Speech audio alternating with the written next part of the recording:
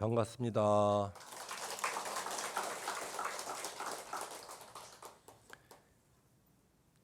저는 이야기를 열기 전에 저희 사찰에서는 마하반야바라밀 이렇게 하면 신도분들이 마하반야바라밀 이렇게 화답을 해주거든요. 한번 해볼까요? 네. 마하반야바라밀. 네, 반갑습니다. 조금 전에 소개 들었듯이 저는 현재 안성시 노인복지관에 현재 소임을 보고 있습니다. 노인복지관은 어르신들을 모시고 저희 여러 가지 사회복지 서비스를 실천하는데요.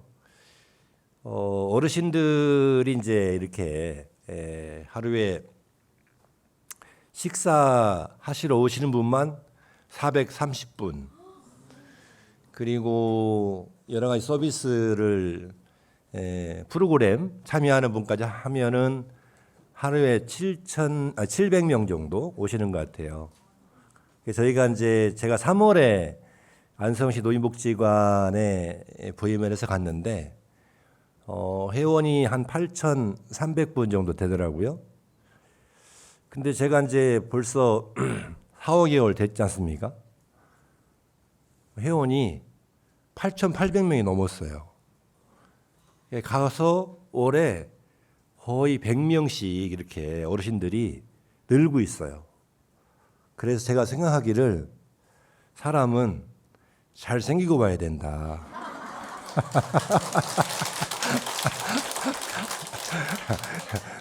농담이고요. 어르신들이 이제 그만큼 이제 여러 가지 그 서비스 프로그램에 참여하는 그러한 욕구들이 다양해지는 거죠. 그러니까 우리 무상사도 와서 보면 대부분이 다 어르신들이잖아요. 그런데 얼굴 뵈니까 아주 오래된 인연들이에요. 제가 무상사에 인연이 된 게 대략 한 2000년도에 인연이 됐는데 지금부터 한 25년 전에 성지순례부터 해가지고 이제 따라다니면서 참여를 했는데 그때 뵀던 그 어르신들인데 보살님들인데 지금은 이제 세월이 많이 흘러가지고 진짜 어르신이 돼서 함께 하는 것 같습니다. 반갑고요. 어르신들 모시고 늘 일을 하다 보니까 여기 와서도 크게 낯설지 않고 우리 복지관에 프로그램 할 때 어르신들한테 인사드리는 것처럼 아주 편안합니다. 그래서 너무 반갑고요. 오늘은 이제 잘 아시겠지만 일요 법회인데 지금이 이제 백중기도 중이시잖아요. 그래서 오늘은 백중에 대한 이야기를 우선 할까 하는데 백중 그러면은 말 그대로 목련존자가 어머니를 위해서 이제 법문을 베풀고 음식을 베풀고 하면서 유래가 된 거잖아요. 이건 다 아시죠? 그러니까 백중 그러면은 효행인 거예요. 그래서 목련존자가 사실은 신통제일이지만 제가 볼 때는 부처님 제자 중에서 효행제일이라고 해도 무방할 정도로 효에 관련된 그러한 우리 불교의 신행을 시작된 점이 바로 백중인데 우리 어르신들이 이제 계시니까 그만큼 백중이라고 하는 것이 우리가 선망 부모에게 그동안 못했던 여러 가지 아주 지극한 마음이라든지 호행들을 다시금 되뇌어서 1년에 한 번씩 그 은혜를 갚는 그러한 것이 백중이라고 생각을 합니다. 그래서 백중 때는 어떤 마음가짐으로 우리가 백중을 지나야 되는지 오늘 조금 천천히 함께 이야기를 나눠볼까 합니다. 백중은 이제 매년 하지만 올해는 이 백중이 공교롭게도 생년 예수제를 봉행하는 윤달하고 겹쳐 있어요. 그러니까 이제 윤달은 지났지만 지금은 이제 본달이잖아요. 그러니까 윤달에 보통 생년 예수제를 하고 또 백중도 같이 하는데 생년 예수제라는 윤달은 올해가 윤달이 드는 해란 말이에요. 그러니까 윤달은 뭐 잘 아시겠지만 덤달이라고 해가지고 덤으로 있는 달. 이 덤으로 있는 달에 조상을 위해서 제를 지내면 그 복락이 남다르다. 또 그 조상뿐만 아니라 나에 대한 돌아보는 시간을 갖는 것, 이것도 굉장히 중요하다. 그래서 옛날 어르신들은 윤달에 큰 제를 많이 지냈어요. 그 중에서도 생전 예수제를 많이 지냈거든요. 봉행을 했거든요. 근데 우리나라에는 전래도 내려오는 제가 큰 제가 세 가지가 있습니다. 하나는 영산제라는 게 있어요. 들어보셨죠? 영산제. 영산제는 말 그대로 영산이 어디예요? 영축산이잖아요. 부처님께서 법문을 가장 오래 하고 또 법화경도 설하시기도 하고 했던 우리 불교 TV 성지순례단은 한 번씩 가보셨을 거예요. 영축산 가보셨죠? 예.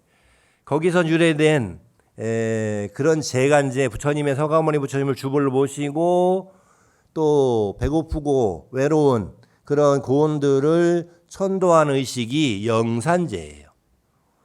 그 다음에 또 하나가 예수제, 수륙제라고 들어보셨죠? 수륙제.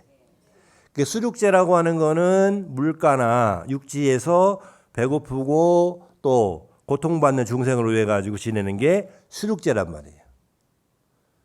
근데 영산제와 수륙제는 돌아가시는 분들을 위해서 하는 거예요. 근데 이 예수제라고 생전 예수제라고 하는 거는 생전이란 말은 살아있을 때에 예수 미리 닦는 제를 예수제라고 한단 말이에요. 예수제. 그래서 이제 보통은 49일 동안 예수를 지내면서 본인의 전생에 지었던 빚을 탕감하는 그런 이제 의례를 해요. 우리가 살다 보면 알게 모르게 빚을 짓고 살잖아요. 빚. 이게 뭐 물질적인 빚도 있고 또 마음의 빚도 있고 그렇죠. 그런 것들을 그 계기로 삼아서 탕감해야지만이 나의 없이 가벼워진다라고 하는 옛날 우리 선배들의 아주 지혜로운 그러한 의식 중에 하나였습니다. 근데 이제 지금은 영산제도 하고 수륙제도 예수제도 하지만 원래 초기에 이 큰 제는 반드시 해야 되는 것이 있는데 그게 뭐냐면 참법 수행이에요. 참법 수행. 예. 참법이라고 하는 거는 참회를 통해서 자신을 밝히는 기도법이 참법 수행이죠. 그 우리가 일반적으로 아는 참법은 뭐가 있어요? 일상적으로 하는 거. 108참회가 있잖아요. 그것도 참회의 한 방법이죠. 그리고 우리가 좀 더 시간을 갖고 이제 기도하는 게 뭐냐면 자비, 도량, 참법이 있죠. 또 미타도량 참법도 있어요. 그런 것처럼 이 큰 제인 영산제라든가 또 예수제라든가 또 이 수륙제 같은 경우에는 지금은 분리되어 있지만 옛날에는 그 제기간 동안에 반드시 봉행을 해야 되는 것이 바로 참법 수행이에요. 근데 이게 이제 기도가 너무 길어지니까 요즘에는 분리되어 있는 거예요. 그래서 영산제는 우리가 현재적으로 봤을 때 조금 축소된 그런 의식으로 49제라들 할 때는 관음식처럼 그런 제로 약간 축소되어 있는 모습을 보이는 거고 수륙제 같은 경우에는 이제 뭐 방생이라든지 동행되는 게 있는 거죠. 자, 그래서 이게 참법이라고 하는 게 있는데 왜 참법을 해야 되느냐? 우리가 전생에 나쁜 갈래에 갈 때에 그 나쁜 갈래에 가는 가장 큰 에너지가 되는 게 뭐냐 그러면은 우리의 마음에 서운한 마음, 미워하는 마음, 원한이라고 하는데 원망하는 마음 이런 것들이 내가 좋은 갈래로 가는 데 있어서 큰 걸림이 된다는 거예요. 이거를 이제 우리 나라 표현으로 하면 한이죠, 한. 그래서 이제 우리 어르신들 만나가지고 얘기하다 보면 그런 말씀들을 많이 하세요. 내가 살아온 거를 책으로 쓰면 10권도 넘어. 이런 얘기 많이 하시거든요. 그만큼 이제 인생을 살아오면서 여러 가지 우여곡절을 겪으면서 인생을 일장일막부터 해가지고 쭉 살아왔다는 거잖아요. 근데 이제 그 사이사이마다 우리가 표현해내지 못했던 마음속에 한이 있어요. 근데 그 한을 불교적으로 표현하면 업장인 거고, 근데 그 업장 안에 녹지 않고 나를 늘 괴롭히는 게 뭐냐면 원망하는 마음, 누군가를 미워하는 마음인 거예요. 그러니까 실질적으로 현실적으로 살아갈 때도 나를 가장 힘들게 하는 마음이 누군가를 미워하는 마음이에요. 근데 그 누군가를 미워하는 마음이 정말로 힘든 게 뭐냐면 누구나 다 세상에 만나가지고 처음부터 미워하는 사람이 없거든요. 사랑하다가 미워지는 마음이 정말 힘든 거예요. 처음에는 사랑을 했어요. 사랑하는 마음이었어요. 근데 그게 살다 보니까 미워하는 마음으로, 원망하는 마음으로 바뀌어서 그걸 자기를 콕 누르고 있는 거예요. 근데 그 마음을 풀어내야 되는 거예요. 그걸 해원이라고 그래요. 해원. 원망하는 마음을 푸른다. 그 다음에 이제 우리가 마음이 말랑말랑하고 마음이 좀 넉넉해야 되는데 세월이 살수록 그렇지 아니하고 마음이 더 단단해지고 마음이 더 차가워지고 마음이 꾹꾹 묶여가지고 정말로 한번 그 마음이 엉키면 풀어질 생각을 안 해요.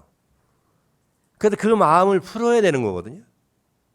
그걸 뭐라고 하냐면은 풀석자로 써가지고 석결이라고 그래요. 맺힌 마음을 풀어낸다라는 거예요. 그러니까 하나는 해원이라는 말은 원망하는 마음을 푸는 것이고 석결이라는 말은 맺힌 마음을 푸는 거예요. 그러니까 우리 마음을 가만히 들여다보면 나이가 지긋이 든 분이나 아니면 나이가 아직 젊은 분들이나 마음을 가장 힘들게 하는 건 원망하는 마음이 맺혀 있는 상태. 그게 굉장히 본인을 힘들게 하는 거예요. 그래서 이런 때 큰 죄를 통해서 영산죄라든가 수룩죄라든가 예수죄를 통해서 우리의 마음에 맺혀 있는 이 원망하는 마음으로 뭉쳐 있는 것을 풀어내야 된다는 거예요. 풀어내야 된다. 그래서 참법이 필요한 거예요. 그러니까 우리가 이제 백중을 쭉 이제 9번을 이렇게 쭉 지내는 실질제를 지내는데 49일 동안 실제를 쭉 지내면서도 우리가 잊어서는 안 되는 것이 이 마음에 원망하는 마음이 남아 있는가? 아니면 이 마음에 맺혀 있는 마음이 남아 있는가? 이걸 살피는 게 중요한 거예요. 그래서 이제 참회를 하잖아요, 참회. 여러분이 이제 참회진원 다 아시죠? 참회진원. 참회진원이 옴, 살바, 모짜, 모지, 사다야, 사바. 네. 참회진원 같이 한번 해볼까요? 네.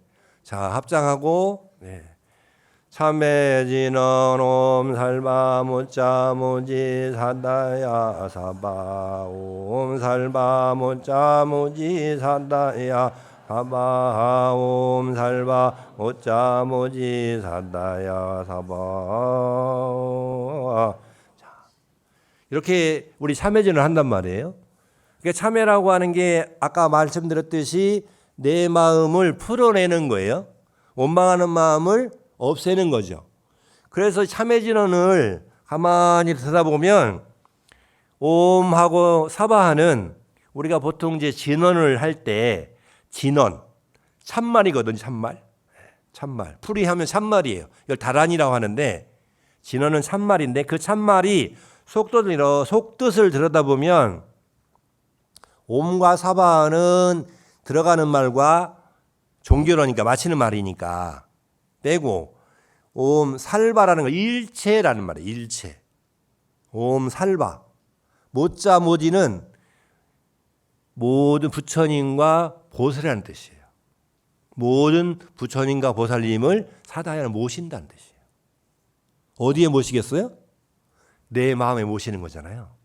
이게 참회진언이라고 하는 게 나의 잘못을 참여하는 건데 그 참회진언, 참회의 참말을 번역해 보니까 일체의 부처님과 보살님을 모십니다라는 거예요. 어디 안에? 내 안에. 그러니까 진정한 참회라고 하는 거는 내가 이 생에 와서 말로, 행동으로, 마음으로 지었던 것을 잘못을 뉘우치는 것도 의미가 있지만 진정한 참회라고 하는 것은 내 안에 있는, 내 안에 일체의 보살님과 부처님을 모셔오는 거예요. 그러니까 내가 어떻게 보면은 원한이라고 하는 것, 서운함이라고 하는 것, 또 내지는 원망이라고 이렇게 맺혀 있는 마음들을 그거를 풀어내는 것은 다른 분이 아니라 내 안으로 일체의 부처님과 일체의 보살님을 모셔왔을 때에 그것이 풀릴 수 있다는 거예요. 원망하는 마음을 원망하는 마음으로 풀 수는 없습니다. 원망하는 마음을 그 원망하는 마음에 부처님을 비추고 보살님을 비추고 그렇게 해야지만이 그 원망하는 마음이 풀려진다는 거예요. 참회질언이라고 하는 것이 그런 의미가 있습니다. 그러니까 우리가 이제 참회진 할 때는 부끄러운 마음도 필요하기도 하죠. 그런데 우리가 참회진을 할 때 우리가 경계해야 되는, 하지 말아야 되는 마음이 뭐가 있냐면 죄의식이에요. 죄의식.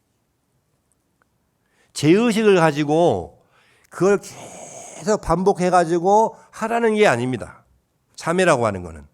우리 불교에서 참회라고 하는 거는 내가 죄의식을 갖고 부끄러워가지고 움츠러들고 아니면은 태구심을 내고 물러나는 마음을 내라는 것이 아니라 정말 적극적으로 참회를 한다는 것은 내 마음 안으로 일체의 부처님과 일체의 보살님을 모셔오는 것을 의미한다는 거예요. 내가 이제 원망하는 마음이라고 하는 것, 맺혀진 마음이라고 하는 것은 밝은 마음이에요? 어두운 마음이에요? 그 어두운 마음이죠. 적어도 밝지 않은 마음이라고 표현할 수 있겠죠. 그 밝지 않은 마음을 밝게 하는 것은 내 안에 찬란하게 빛나는 부처님의 지혜광명을 모셔와야 그 원망하는 마음이나 맺힌 마음 풀 수 있다는 거예요. 그러니까 제 얼굴이 지금 잘 보이잖아요. 그죠? 제 얼굴 잘 보이시죠? 제 얼굴이 왜 잘 보이냐면 저 앞에 저를 비추는 촬영용 조명이 환하게 비추고 있어가지고 제 얼굴이 잘 보이는 거예요. 아마도 저 카메라가 꺼지면 그 조명이 꺼지면 아마 TV에 제 얼굴이 시커멓게 시카라통통하게 나올 거예요. 예. 근데 저 조명 때문에 제 얼굴이 아주 밝게 그래도 볼만하게 나온단 말이죠. 그런 것처럼 참회질언이라고 하는 건 저 카메라 조명이 나를 훤히 비추는 것처럼 내 마음이 좀 더 굳어 있고 얼어 있고 그리고 맺혀 있는 것들을 풀어내려면 부처님의 지혜광명을 이렇게 비추는 것처럼 그런 의미가 있다. 그러니까 백중이라고 하는 것을 49일 동안에 그런 마음으로 늘 내 마음속에 참회 진언을 통해서 일체의 부처님과 보살님을 모셔오는 하나의 신행이고 하나의 실천이다. 이렇게 보시면 될 것 같습니다. 그러니까 우리가 이제 백중이라고 하는 것이 너무 많이 들으셨겠지만 백중은 다른 말로 백종이라고도 해요. 백종. 들어보셨어요? 백종. 그 백중이 아니라 백종. 예, 찾아보시면 옛날에는 절기 중에 24가지 절기 중에 백종이라고 그랬어요. 백종. 이 종자는 발뒤꿈치 종자예요. 그래서 발뒤꿈치가 허여진다, 하얘진다는 뜻이에요. 그 말은 이 백중이 되면 더 이상 논에 밭에 들어갈 일이 없다. 백중 지나면 이제 추수가 가까우잖아요. 이게 백중을 기점으로 해가지고 이 세계의 천하대지의 생명이 이렇게 땅에서 하늘로 향했던 성장의 물줄기가 땅으로 다시 복귀하는 때예요. 백중이.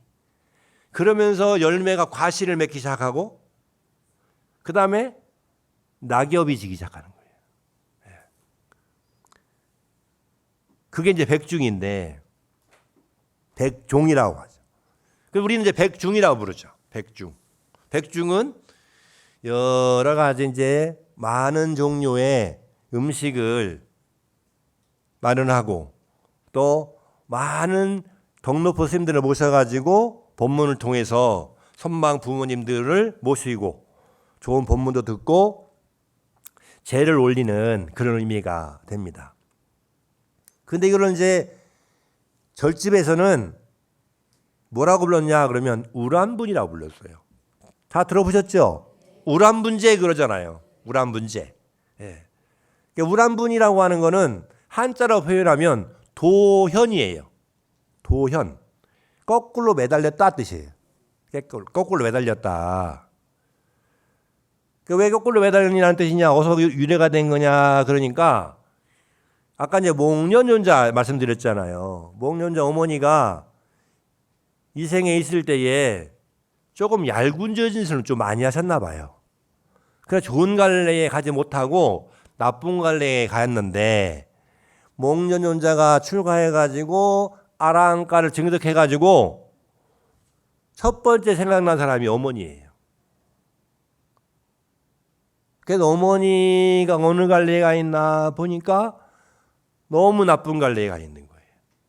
그래서 이제 어머니를 위해서 너무 배고파하니까 먹을 거를 전해주려고 그 목련존자가 신통제일이잖아요. 부처님 제자 중에 10분의 큰 제자 중에 신통묘연한 힘을 잘 쓰는 분이란 말이에요.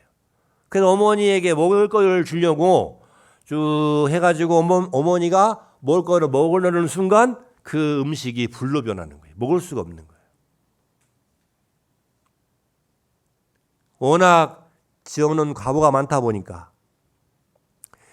그래서 너무 안타까운 마음에 부처님을 찾아뵙고 어떻게 됩니까? 그러니까 그때 부처님께서 이 우란분제를 말씀하시면서 많은 스님들의 정성, 그 법문과 법력과 많은 사람들의 그러한 공력으로 인해서 어머니가 좋은 갈래에 갈 수 있다 해서 시작된 것이 이제 백중인 거 우란분제라는 겁니다. 그러니까 거꾸로 매달려 있는 걸 바로 세우는 게 백중의 또 의미가 있어요. 거꾸로 돼 있는 게 뭐예요? 거꾸로 돼 있는 거. 거꾸로 돼 있는 게 가만히 보면은 우리 말도 어떻게 보면 거꾸로 될 수도 있고 우리의 마음도 잘못되면 거꾸로 될 수 있고 우리 행동도 거꾸로 할 수가 있죠. 우리가 이제 일상에서 하는 말 중에 어떤 말을 많이 하냐면 마음과 다르게 말이 나온다 이런 얘기해요. 근데 그렇게 하면서 하는 말이 저 사람 얼굴만 보면 내 마음은 안 그런데 이상하게 말이 다르게 나와. 보통 집에서 이제 그러죠. 집에서 서방님을 본다든가 또 자기 안사람을 본다든가 그러면 마음은 안 그런데 얼굴을 보면 자꾸 이상한 말이 나와. 이게 뒤바뀐 말이잖아요. 거기에 이제 감정이 실려가지고 하는 말인데 백종이라고 하는 거는 그렇듯이 우리가 거꾸로 돼 있는 거를 바로 세우는 의미가 있는 거예요. 바로 세우는. 이 우리가 일상적으로 쓰는 말, 그리고 행동, 그리고 마음 씀씀이를 좀 더 자기 마음을 잘 들여다보고 그동안에 본 마음이 아니게 자꾸 억센말을 했다든가 아니면 꾸민말 했다든가 아니면은 또 누군가가 이간하는 말을 했다든가 아니면 누군가의 거짓말을 했다든가 그런 것들을 살피는 그런 계기, 그리고 욕심내고 성내, 그리고 어리석었던 마음들을 또 전환시키는 그런 계기,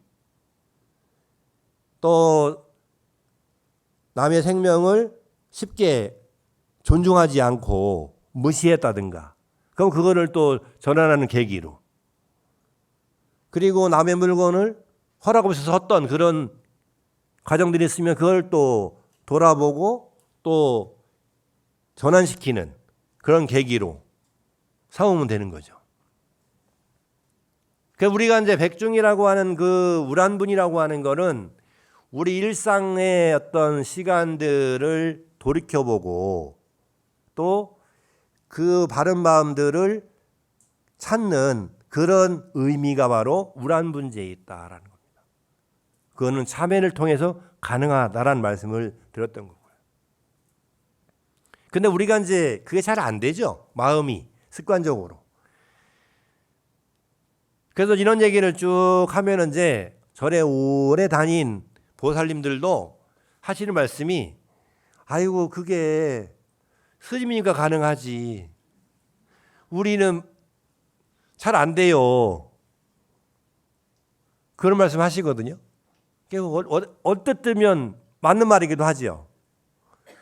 근데 저만 가능하고 예를 들면은 여러분은 불가능한 얘기를 제가 하면 안 되는 거잖아요. 여러분도 가능한 얘기인데 왜 안 되느냐? 그게 마음의 습관이 아직 안 들었기 때문에 그렇습니다. 마음의 습관이 안 들었기 때문에. 제가 이제 오늘 차를 타고 오는데 제가 어디 가면은 잘 드는 비유 중에 하나예요. 고속도로를 막 달려오는데 속도를 잘 내요. 잘 내다가 우리가 일상적으로 돌발 상황이 생겼어요. 그러면은 좋은 차라고 하는 거는 어떻게 돼야 돼요? 잘 멈춰야 되죠. 이게 속도를 잘 내는 것도 좋은 차지만 요즘에 좋은 차는 어떤 거예요?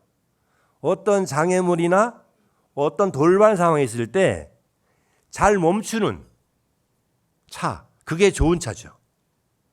그리고 혹시라도 사고가 나더라도 여러 가지로 나를 보호할 수 있는 여러 가지 안정장치가 잘 되어 있는 차, 그게 좋은 차잖아요. 그런 것처럼 우리가 좋은 마음이라고 하는 것, 좋은 마음이라고 하는 것은 좋을 때 잘 나가는 마음도 중요하지만 진짜 좋은 마음은 우리가 일상에서 힘들고 어렵고 여러 역경이 왔을 때 그 마음을 딱 멈출 수 있는 마음이 좋은 마음이에요. 좋은 마음이라고 하는 것은 다른 표현하면 건강한 마음이죠. 그런데 우리는 그렇게 될 것 같은데 살다가 감정이 한번 탁 올라오면 이놈의 감정이 멈출 생각을 안 해요. 아우토반이라고 들어보셨어요? 아우토반.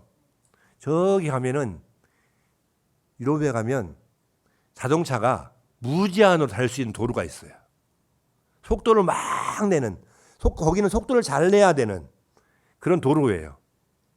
그런 걸 말하는데 우리 마음이 그래요. 그냥 막 끊임없이 달려요.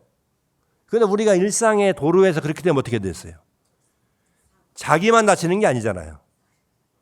자기만 다치는 게 아니고 자기만 위험한 것이 아니라 다른 사람도 다치게 하고 다른 사람도 위험하게 하는 거죠. 그러니까 우리가 일상적으로 그 달리는 마음을 잘 추스릴 수 있는 평소의 마음의 힘을 잘 키워야 된다는 거예요. 그게 건강한 마음이라는 거예요. 그런데 건강한 마음이 안 되면은 막 끊임없이 화를 내고 그 본인이 화를 내고 있는데도 모르고 끊임없이 달려가는 거죠. 막 달려가. 그러다 보면 이제 본인도 다치고 남도 다치는 건데 그런 우리의 일상 속에서 자기의 마음을 잘 관리하려면 자기 마음을 이제 잘 들여다봐야 되잖아요. 잘 들여다봐야 돼. 어떻게 들여다봐야 되느냐?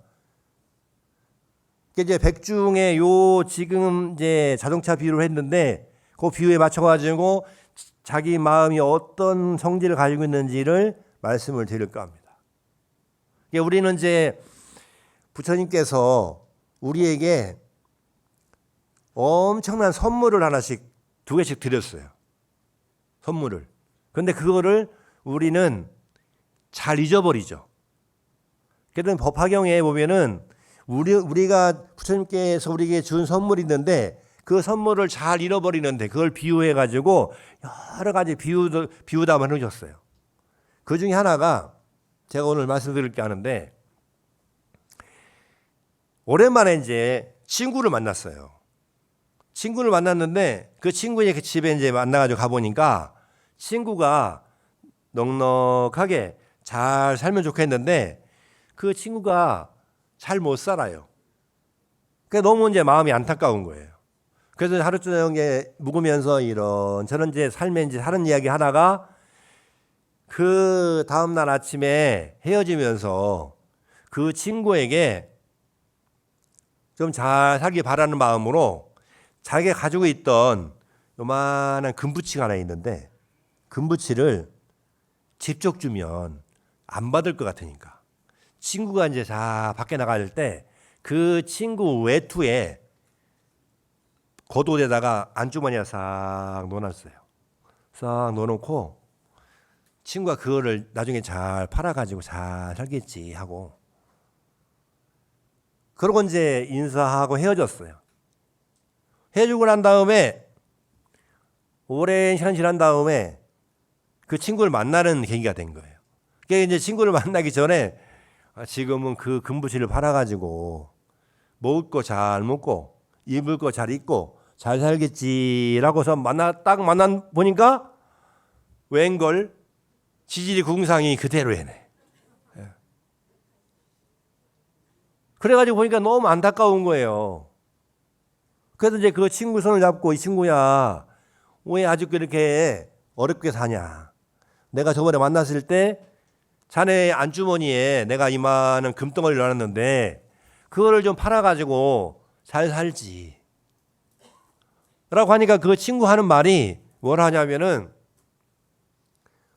너가 나한테 언제 금덩어리를 줬어? 그러는 거예요. 그렇지. 그 친구 입장은 그렇죠.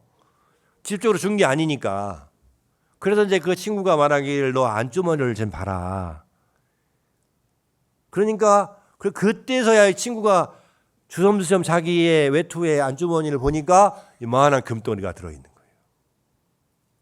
이게 이제 비유인데 우리가 이 생에 오면서 부처님을 만났잖아요.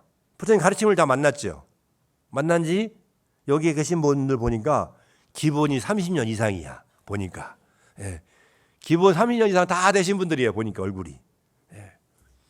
그걸 전랍이라고 부르더만요. 예? 전랍. 나는 범납. 출가한 사람은 범납. 절에 오래 다닌 사람은 전랍. 전랍이 30년 이상이 되시면 오래되신 거란 말이에요. 근데 이제 그 친구도 그제서야 이제 그거를 이제 부랴부랴 이제 팔아가지고 살림을 이제 좀 살았겠죠. 여러분들도 부처님을 만나가지고 만나는 순간 여러분도 부처님이 선물을 2가지를 준 거예요. 이 안에 영롱하게 빛나는 2가지 선물이 하나 있다. 그게 하나가 뭐냐면은 지혜예요, 지혜. 또 하나가 뭐예요? 자비예요. 그게 지혜와 자비가 부처님을 구죽한 분이잖아요. 부처님은 구족한 분이에요.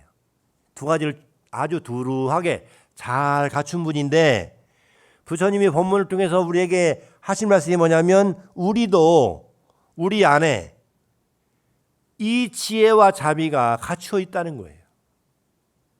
갖춰져 있는데 아까 말씀드렸듯이 그놈의 원망하는 마음 때문에 그놈의 맺혀 있는 마음 때문에 그 지혜와 자비를 못 보고 있는 거예요. 늘 서운한 마음 때문에 이렇게 하면 이렇게 해서 서운하다 하고 저렇게 하면 저렇게 서운하다 하고 그래가지고 이제 그 서운한 마음이 마음에 탁 달라붙어 가지고 그 영롱하게 빛나는 자비의 창문을 가리고 지혜의 창문을 가리고 있는 거예요. 이거를 활짝 열어 제껴야 되는데 못하고 있는 거예요. 그러니까 지혜와 자비라고 하는 것은 아마도 이 자리에서 계신 분들 중에 지혜와 자비를 모르는 분이 없을 겁니다. 또 못 들어보신 분도 없을 거예요, 아마. 그런데 이제 막상 지혜가 뭐예요? 물어볼까요? 지혜가 뭐예요? 자비가 뭐예요? 한 물어보면 뭐라고 대답하냐면 각자 다르죠. 네, 각자 다르겠죠. 그런데 이제 우리가 이제 이 순간부터는 지혜가 뭘까? 물론 지혜를 설명하려면 경전에 부처님께서 지혜를 설명한 말이 많기 때문에 여러 가지 설명할 수 있겠지만 오늘은 좀 쉽게 우리가 이해하기 쉽게 일상에서 지혜가 뭔지를 점검할 수 있게 한번 개념 정립을 해보자고요. 그러니까 지혜가 뭘까? 저는 밝고 맑은 마음이 지혜라고 생각해요. 밝고 맑은 마음. 그러니까 지혜롭냐? 참 저 사람은 지혜로운 사람이야. 그러면 지식이 높은 게 아니라 아는 게 많은 게 아니라 지금 이 순간 마음이 밝고 맑은 사람이 지혜로운 사람인 거예요. 이게 얼마나 명확합니까? 그럼 내가 현재 지혜롭다고 말할 수 있으면 지금 내 마음을 바라보고 맑고 밝으면 되는 거죠. 맑고 밝아야 되는데 가만히 들여다보면 맑고 밝다가 흐리고 비 오다가 흐리고 천둥치다가 오만 가지가 있죠. 이게 맑고 밝은 게 쭉 이렇게 지속되게 쭉 연결돼야 된단 말이에요. 그게 지혜로운 마음이에요. 더 쉽게 말하면 마음을 딱 지금 이 순간 들여다볼 때 밝고 맑은 마음으로 전환시키면 그게 지혜로운 마음이에요. 그 자비로운 마음은 뭐예요? 온화하고 따뜻한 마음이에요. 그러니까 지혜라고 하는 건 맑고 밝은 마음이고 자비라고 하는 거는 온화하고 따뜻한 마음이다. 얼마나 쉬워요. 그러니까 자비로운 마음이라고 하는 거는 내 마음이 온화하고 따뜻한 마음이에요. 그러니까 사람이 무자비하면 어떻게 돼요? 무자비가 뭐예요? 자비가 없는 거죠. 무자비한 마음은 뭐예요? 차가운 마음. 그리고 얼어있는 마음. 내지는 굳어있는 마음. 아까 이야기했듯이 원망하는 마음. 또 그 원망으로 맺혀있는 마음. 그러니까 이게 따뜻하고 온화하고 따뜻한 자비는 내가 해원 석결을 하는 데서 꼭 필요한 마음이죠. 내가 뭔가 마음에 원한이 있고 마음에 맺힌 게 있을 때 그 맺힌 거와 원한을 푸는 데 있어서 가장 필수적으로 나의 마음에 전환시킬 수 있는 힘이 있는 거는 자비심이라는 거예요. 자비심. 그러니까 일상에서 내 마음이 맑고 밝은 걸 아마 쭉 보고 여러분이 이제 무상사에서 오늘 돌아가시기 전에 공양하시고 와가지고 단 1분이라도 다시 법당에 들어오셔가지고 이 자리에 앉으셔가지고 내 마음이 밝은지 맑은지 이를 관찰하면 정말 소중한 보배를 얻어가는 거예요. 그 마음은. 또 이 자리에 앉으셔가지고 내 마음이 온화한지 따뜻한지를 가만히 들여다보면 그거야말로 그 관찰하는 그 마음의 순간의 힘이 앞으로 여러분이 부처님의 세계로 가는 큰 생명의 힘을 얻는 거예요.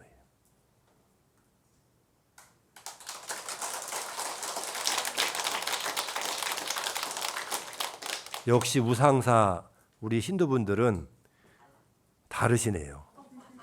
이런 얘기 듣고 박수치기가 쉽지 않은데 큰 스님들 법문을 많이 들으셔가지고 어느 타임에 박수를 쳐야 되는지를 아시는 거예요. 예. 보니까 아주 방송에 최적화된 우리 거사님들, 보살님들이십니다. 그러니까 우리의 마음이 자비롭게 또 지혜롭게 가져간다는 것은 그런 의미고, 그러면 우리의 마음에서 어떤 것들이 새롭게 움트느냐 그러면 내 마음에 생명이 하나 새롭게 자라기 시작하는데 그 생명이 이름하여 무량 공덕 생명이에요. 한번 따라해 보세요. 무량 공덕 생명. 무량 공덕 생명. 무량 공덕 생명.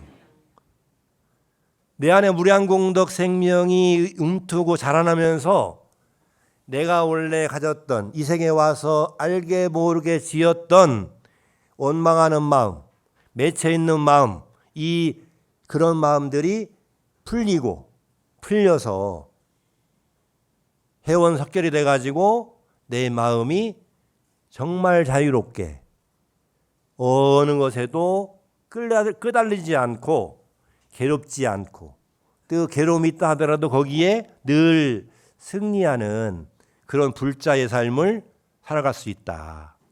그래서 우리 우상사 신도분들이 이 백중기도를 통해서 그러한 지혜와 자비의 마음을 얻을 것을 축원 올리면서 오늘 이야기를 접도록 하겠습니다. 고맙습니다. 예, 모두 일어나십시오.